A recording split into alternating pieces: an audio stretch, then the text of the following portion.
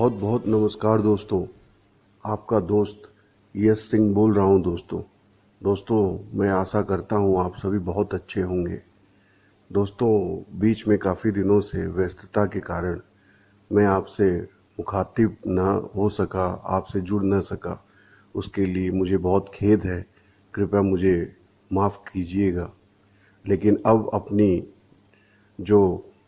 परंपरा है बातचीत की और राजनीतिक विश्लेषण की, वह अब जारी रहेगी। इसके लिए आप निश्फिक्र रहिए दोस्तों। अब आज देखिए दोस्तों, आज हम बातचीत करते हैं जो आजकल भारत में जो राजनीतिक उठापटक चल रही है। आपको तो पता ही है कि जब से इंडिया अलायंस, इंडिया गठबंधन बना है, सभी ओपोजिशन दलों के, ज़्यादा से ज़्यादा ओपोजिशन दलों के जो गठबंधन बना है, उसको लेकर आपको दिखाई दे रहा होगा कि पूरी भारतीय जनता पार्टी और एनडीए में बड़ी खींचतान चल रही है। प्रधानमंत्री मोदी हो या भारतीय जनता पार्टी के जितने भी बड़े लीडरान हैं, सबकी नींद उड़ी हुई दिखाई दे रही है। लेकिन दोस्तों, आपको मैं एक ऐसी बात बताने जा रहा हूं जिसको सुनकर आपका भी दिमाग जो है बिल्कुल सोचने पे मजबूर हो जाएगा और घूम जाएगा। आप भी राजनीतिक विश्लेषण में जिस तरीके से उलझे हुए रहते हैं, उसके अंदर में ही आपको कुछ ऐसे दावपेच मैं आपको बता दे रहा हूं जो आज सिर्फ राजनीतिक परिप्रेक्ष्य में काम नहीं आते हैं भारतवर्ष में, लेकिन आने वाले 100 वर्षों तक भी यही राजनीतिक जो दावपेच और जो राजनीतिक समझ या राजनीतिक जो विश्लेषण मैं बता रहा हूँ आपको, यही कारगर हो रहे हैं भारत में, और यही हो भी रहे थे और यही अगले 100 साल तक भी होंगे। तो आप जानिए मैं क्या कहना चाह रहा हूँ, आप समझने की कोशिश करिएगा। देखिए दोस्तों, बात ऐसी है कि भारतवर्ष में किसी भी पार्टी को बहुत ज़्यादा से ज़्यादा अगर मेजॉरिटी ऑफ सपोर्ट मिल भी जाए, भारतवर्ष में किसी भी अगर एक राजनीतिक दल को बहुत बड़ा अगर सपोर्ट मिले भी अगर पूरे भारतवर्ष में, तो वो कभी भी 25 से 27% से ज़्यादा नहीं हो सकता। ठीक है दोस्तों, अगर आपको सुनने में आ रहा है कि मोदी सरकार बनी है, इसे बहुत बड़ा बहुमत मिला हुआ है, तो वो भी जो है 35% का बहुमत है, जो आपको ही पता होगा, 35 या 32%। लेकिन एक्चुअल में आप अगर साइंटिफिक गणना करेंगे, एक्चुअल गणना करेंगे, तो कभी भी 27% से ज़्यादा किसी भी एक दल को भारतवर्ष में कभी समर्थन मिल ही नहीं सकता है। अगर 27% से 30% भी अगर किसी राजनीतिक दल को समर्थन मिल जाए भारतवर्ष में, तो वो बहुत बड़ा समर्थन माना जाएगा। आपको वो पार्टियां जो है मेजॉरिटी में सरकारें बनाती हुई दिखाई देंगी। ठीक है दोस्तों, ये सिर्फ अभी आज मोदी सरकार जो चल रही है, आज ही नहीं हुआ है। ये पहले भी जब राजीव गांधी की सरकार थी, उस समय भी मेरे ख्याल से एक्चुअली में तो कहा जाए तो 35 से 36% वोट ही मिले होंगे, जब राजीव गांधी को 400 से 450 की मेंबर ऑफ पार्लियामेंट की सीट मिली थी, 400 450 सीट मिली थी करीब।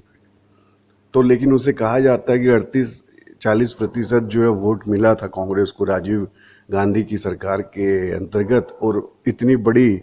मेजॉरिटी तो आज तक मोदी सरकार क्या किसी भी सरकार को नहीं मिली है भारतवर्ष में। ये तो इतिहास की सच्चाई है। तो दोस्तों, मैं ये कहना चाह रहा हूँ आपको कि भारतवर्ष जो है इतना बड़ा देश है कि किसी भी पॉलिटिकल पार्टी को 27 से 30%, 32% से ज़्यादा समर्थन कभी भी मिल ही नहीं सकता है। और अगर इतना भी मिल जाता है तो वो बहुत बड़ी जो है, जिसे आप बोलेंगे कि बहुत गाला अचीवमेंट हो गया उस पार्टी का। जैसे आज फिलहाल में आप पिछले 8-9 वर्षों से देख रहे होंगे, मोदी सरकार को बहुत बड़ा अचीवमेंट माना जा रहा है भारतवर्ष में। ठीक है, मोदी जी 56 इंच का सीना अपना लेके बता रहे हैं कि ये 56 इंच का सीना है, और पूरे विश्व में डंका वो कह रहे हैं कि बजा दिया है। तो ये मात्र 30 से 32% जो है वोट, और असल में तो 27% ही है। तो इतना जो है वोट प्रतिशत किसी भी पार्टी को मिल जाए तो वो बहुत बड़ा विश्व में डंका मान लिया जाएगा, भारत में मेजोरिटी मान ली जाएगी, बहुत बड़ा कुछ अचीवमेंट मान लिया जाएगा। लेकिन इसी बात को समझते हुए आप ये भी समझने की कोशिश करिएगा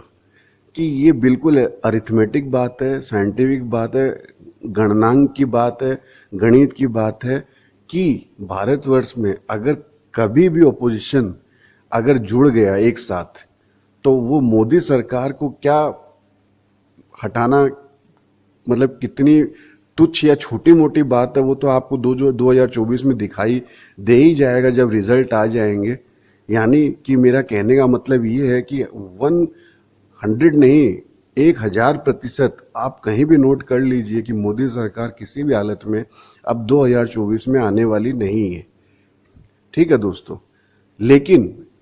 मैं सिर्फ मोदी सरकार की बात ही नहीं कर रहा हूं, मैं भारत का इतिहास से लेके आगे आने वाले 100 साल तक की भी आपको बता रहा हूं कि कभी भी ओपोजिशन अगर पार्टियां कभी भी भारतवर्ष में आज से 5 साल 10 साल 15 20 25 50 साल कभी भी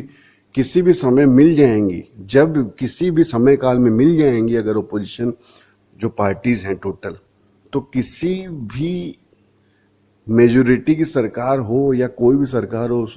उसको गिराने में एक क्या कहते हैं 1% भी दम नहीं लगेगा ओपोजिशन का। ये देखिए कारण ये है कि ये सिर्फ एक मैथमेटिकल कैलकुलेशन है, सीधी सी बात ही है। इतने बड़े भारतवर्ष जैसे देश में आप कभी भी 25% से ज्यादा वोटिंग पॉपुलेशन को अपनी तरफ नहीं मिला सकते हैं। आप जो मर्जी, आप जितना बड़ा आप जो है सोशल मीडिया लगा लीजिए, जितना बड़ा आप ईडी सीबीआई, ठीक है, इनकम टैक्स, जो भी अथॉरिटीज है आपके पास हो, आप उसकी जोर लगा लीजिए, ठीक है, आप पूरा विश्व में अपना कहिए कि डंका बज गया हो, तो भी भारत इतना बड़ा है। भारत जो है सब कॉन्टिनेंट है, भारत अपने आप में एक बहुत बड़ा महाद्वीप है, महान कॉन्टिनेंट है, सब कॉन्टिनेंट है। तो इसको आप जो है इसका 25% जो है आप इसको कवर कर ले रहे हैं सपोर्ट पाने के हिसाब से, वो बहुत बहुत हो जाता है, ठीक है। लेकिन हमेशा भारतवर्ष में जो अपोजिशन जो भी रहेगी उसके पास में हमेशा मेजोरिटी सपोर्ट रहेगा जनता का, ये आप समझ के और कहीं भी नोट कर लीजिए भारतवर्ष में। तो भारतवर्ष में जो मेजोरिटी सपोर्ट जो है वो हमेशा ओपोजिशन का रहेगा, ठीक है। आज जो भी सरकार चल रही है या राजीव गांधी की भी सरकार जो भी थी, उसमें भी आप देख लीजिए तो 100 में से 40% हटा लीजिए राजीव गांधी के समय, तो भी 60% जो है राजीव गांधी की सरकार के अगेंस्ट में विपक्ष में वोट था उस समय भी, जब राजीव गांधी को 400 सवा 400 सीटें मिली थी। इसी तरह जो मोदी सरकार में भी आप देख लीजिए 30-32% जो भी वोटिंग कहा जा रहा है, जो मोदी सरकार के लिए वोट करता है, तो 100 में से आप 32 हटा लीजिए तो 68 से 70% जो जनता है वो मोदी सरकार के खिलाफ वोट करते हैं। तो मैं जो है यही कह रहा हूं आपको कि चाहे आप इतिहास उठा के देख लीजिए, चाहे आज का जो राजनीतिक काल है वो देख लीजिए, और आगे आने वाले 100 वर्षों तक भी यही आप जो है इसी गणित को समझ लीजिए, यही रहने वाला है। हमेशा भारतवर्ष में जो है डेमोक्रेसी जिसे कहते हैं, प्रजातंत्र, ठीक है, वही रहने वाला है काबिज, वही जो है यहाँ पे चलेगा भारतवर्ष में, डेमोक्रेसी ही चलेगी भारतवर्ष में, क्योंकि ये बहुत बड़ा देश है और यहाँ जो है कभी भी कोई भी सरकार अगर डेमोक्रेसी को खत्म करना चाहेगी, प्रजातंत्र को खत्म करना चाहेगी, ठीक है दोस्तों, और तो उसके विपक्ष में हमेशा ही जनता की बहुतायत रहेगी। विपक्षी दलों को जो है समर्थन वो बहुतायत जनता का ही हमेशा रहता है जो रहेगा, और वो विपक्षी दल का खेमा बिल्कुल 1% जोर लगाएगा अगर, तो भी जो मेजोरिटी बनी हुई जो सरकार जो बनी रहेगी, मान लीजिए मोदी सरकार ही हो, तो उसे भी उठा के बाहर फेंकने में तनिक भी जोर नहीं आने वाला है। तो इसलिए मैं आपको ये पूरे गणित के माध्यम से, इतिहास के माध्यम से, जो आज प्रेजेंट जो काल चल रहा है उसके हिसाब से आपको फ्यूचर तक की पूरी जो प्रेडिक्शंस वो समझा रहा हूँ, बता रहा हूँ, क्योंकि यही सच्चाई है भारतवर्ष की। तो इस आधार पर, इस हिसाब से आप समझने की कोशिश करिए कि मोदी सरकार तो किसी भी हालत में 2024 में आने वाली है नहीं, बशर्ते जो ये इंडिया अलायंस बना है, जो गठबंधन बना है, ये बिल्कुल एक पर एक जो है अपने कैंडिडेट्स उतारे। मतलब एक एनडीए का कैंडिडेट के विपक्ष में एक इंडिया अलायंस का कैंडिडेट, और ये जो है बहुत तरीके से पूरे देश में ये जो स्ट्रेटेजी है अपनी तरीके से इम्प्लीमेंट करे, तो बिल्कुल बिल्कुल जिसको कहते हैं लाइक, जिसे कहते हैं क्रीम ऑन अ केक, उस हिसाब से जैसे क्रीम ऑन अ केक हटाई जा सकती है एक चम्मच से, उस तरीके से मोदी सरकार जो है इस तरह से हट जाएगी, हटा दी जाएगी जनता के सपोर्ट के द्वारा। ठीक है दोस्तों, तो पहली तो बात ये हो गई। दूसरी बात मैं ये कहना चाह रहा था कि इतनी बड़ी मैथमेटिकल कैलकुलेशन, इतना जो इतिहास है, जो एट प्रेजेंट जो भी आप इसको समझ कह लीजिए राजनीति की, इन सबको समझते क्या नहीं है आज के जो भी मैं देख रहा हूँ इलेक्शन को समझने वाले स्ट्रेटेजिस्ट हैं या पॉलिटिशियन लोग हैं या जो राजनेता हैं आजकल के, वो क्या समझ नहीं रहे हैं इस चीज को। क्यों कि मैं जो है कॉन्फिडेंस जो है बहुत ही कम नेताओं के चेहरे, ओपोजिशन के खास करके मैं बोल रहा हूँ, ओपोजिशन के जो नेता हैं, इंडिया अलायंस के भी नेताओं का बहुत सारे हैं, स्टेट हर राज्यों में भी ले लीजिए आप, कांग्रेस हो, समाजवादी पार्टी हो, जो भी एनडीए गठबंधन की जो पार्टियां हैं, उनके नेताओं को ले लीजिए हर राज्यों में, या नेशनल लेवल के जो भी नेता है, ठीक है, ओपोजिशन में, उनके पास में बहुत कम नेता हैं जिनके पास में कॉन्फिडेंस नजर आता है कि बिल्कुल 100% जो सरकार जो है मोदी सरकार गिरने वाली है। लेकिन ज्यादातर जो है ऑपोजिशन के नेताओं के पास में मैं वो कॉन्फिडेंस नहीं देख रहा हूं। तो मुझे तो यही समझ नहीं आ रही है बात कि क्या उन्हें राजनीति की समझ नहीं है भारतवर्ष में, या पता नहीं वो क्या राजनीति कर रहे हैं कि उनको ये समझ में बात आ नहीं रही है, या उनके दिमाग के अंदर ही डर बैठ गया है पिछले 8-9 सालों से कि मोदी सरकार, उनको ऐसा लग रहा है कि एक पता नहीं कुछ ऐसी चट्टान है जो हिल ही नहीं सकती। मुझे जो है प्रश्न उनका इस तरह का कॉन्फिडेंस का इतना कम दिखाई देना ऑपोजिशन के बहुत से राजनेताओं के चेहरे पे जो दिखाई देता है, स्टेट लेवल पे ले लीजिए, नेशनल लेवल पे ले लीजिए, तो ऐसा उनको देख के मुझे प्रश्न चिन्ह लग रहा है उनकी राजनीतिक समझ पर। एक कॉन्फिडेंस क्यों नहीं नजर आ रहा है? आप एक बात बताइए कि 25 या 30% या 70% किसका भार ज्यादा होगा, ये बताइए। 70% जो है, 70 और 30 में वजन किसका ज्यादा पड़ता है, आप बताइए। ये तो गणित की बात है। तो आप जब 70% को लेके बैठे हो अपने साथ में, अगर उसके बावजूद अगर आपको इस चीज की समझ नहीं है, अगर इसके वजह से आपको कॉन्फिडेंस आपके चेहरे पे नहीं नजर आता है, तो होता क्या है कि जो जिसे कहते हैं कि जनता तक आप कहां से कॉन्फिडेंस लेके उसको जो फ्लो करेंगे जनता में, जब आपके अंदर कॉन्फिडेंस नहीं नजर आता है। तो इसलिए मेरी जो है एक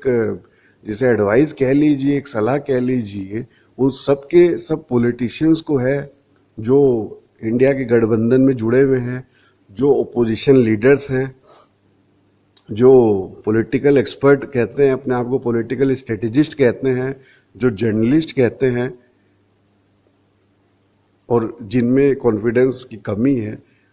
उनके लिए मैं ये कह रहा हूं बार बार कि आप इतिहास उठा के देख लीजिए या गणित उठा के देख लीजिए, जैसे आपको समझ में आए आप समझिए और समझ के कॉन्फिडेंस लेके आइए आप, तब वो कॉन्फिडेंस जो है वो जनता में फ्लो होगा। तो ये तो हो गई दूसरी बात मेरी। ठीक है दोस्तों, अब तीसरी बात मैं ये करना चाहता हूं कि वन नेशन वन इलेक्शन, ठीक है, या इलेक्शन पहले होंगे, इस मुद्दे पर और मेरा ये कहना है कि वन नेशन वन इलेक्शन करवा ले मोदी सरकार, इलेक्शन पहले करवा ले 6 महीना, इलेक्शन 6 महीना बाद में करवा लें। वन नेशन वन इलेक्शन जो है प्लानिंग, उसको इम्प्लीमेंट भारत में अभी 6 महीना पहले कर लें, 6 महीना बाद में कर लें, 3 महीना बाद में कर लें। जो मर्जी, मैं कह रहा हूं दोस्तों कि जो मर्जी जैसे समझ में आए मोदी सरकार को, मोदी सरकार के मित्रों को, गुजरात लॉबी को, ठीक है, मोदी शाह को, भारतीय जनता पार्टी को, आरएसएस के लोगों को, ठीक है, या हिंदूवादी संगठनों को, जिनको भी समझ में आए, जैसा समझ में आए कि ये चुनाव पहले करवा लें बाद में करवा लें, वन नेशन वन इलेक्शन करवा लें, इसको पहले लागू कर दें बाद में लागू कर दें, 3 महीना बाद में लागू कर दें, वो जैसे मर्जी भी कर दे, इनकी सरकार जो है किसी भी हालत में भारतवर्ष में नहीं फिर से फॉर्म होने वाली है। ठीक है दोस्तों, ये भारत का इतिहास है, भारत का जो इतिहास गवाह है, और जो इतिहास है और आज वर्तमान है और चाहे भविष्य है, चीज़ें गणित से चलेंगी, चीज़ें देश के हिसाब से चलेंगी, चीज़ें जो हैं भारतवर्ष में जनता के हिसाब से चलेंगी। और भारतवर्ष में कभी भी किसी भी एक सिंगल पार्टी को, जिसे कहते हैं कि हमेशा 70% जो उनके विपक्ष में ही वोट रहेगा, तो वो अपने दिमाग की, जिसे कहते हैं बुखार, अगर हटाना चाहें तो हटा लें। आरएसएस या बीजेपी या हिंदूवादी संगठन या मोदी जी या अमित शाह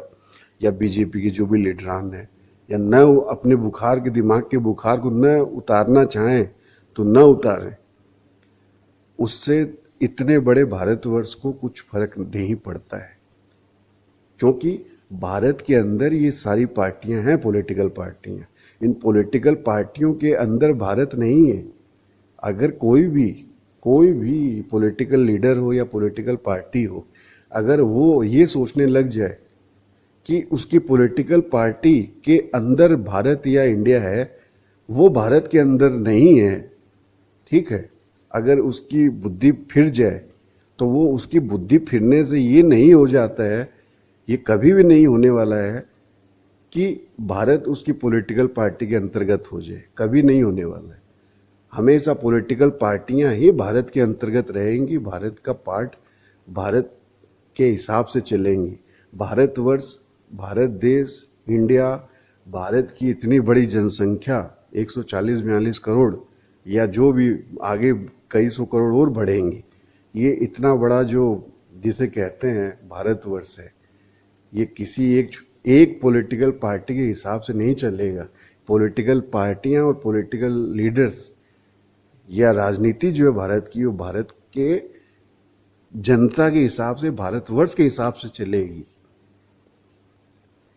ठीक है दोस्तों, तो उन नेताओं को भी यही मेरी सलाह है, बीजेपी, आरएसएस, राइट विंग,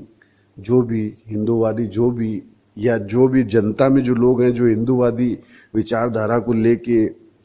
अगर उग्रता से अपने दिमाग में अपने बुखार कायम करके रखे हुए हैं, और वो सोचते हैं कि जैसी उनकी सोच है या जैसी उनकी जो पार्टी की सोच है या बीजेपी की सोच है या आरएसएस की सोच है, उस हिसाब से भारतवर्ष चलेगा, या भारतवर्ष उनके अंतर्गत है, वो भारतवर्ष के अंतर्गत नहीं है, तो वो सोच सकते हैं वो उनकी भूल है। और वो भूल जो है वो बिल्कुल पर्दाफाश, जिसे कहते हैं क्लीन एंड क्लियर, कांच की तरह आर पार साफ 2024 में हो जाएगी। आप वन नेशन वन इलेक्शन पहले करवा लीजिए, बाद में करवा लीजिए, 3 महीने बाद करवाइए, 6 महीने बाद करवाइए, 6 महीने पहले करवाइए, जैसे मर्जी आपको समझ में आए वो कर सकते हैं। तो ये तीसरी बात थी दोस्तों।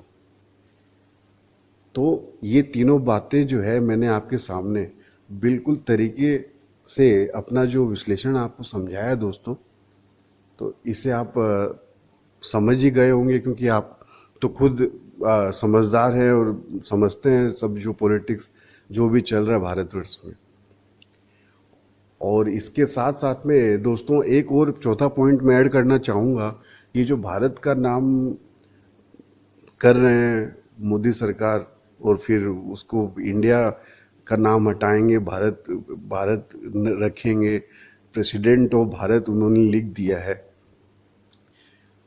ये एक जो है इस इनकी जो ये गतिविधि जो देखी है मैंने, इसी से क्लियर कट आप समझ लीजिए, मतलब 100% से तो ऊपर कुछ होता नहीं है, 100% जो है समझ में आ रही है बात कि इनका कॉन्फिडेंस जो है जीरो हो गया, शून्य हो गया है। इनको समझ आ गई है कि इनकी सरकार बिल्कुल नहीं बनने वाली है। इसलिए ये कभी इंडिया को भारत लिखते हैं, भारत को इंडिया लिखते हैं, भारत के राष्ट्रपति को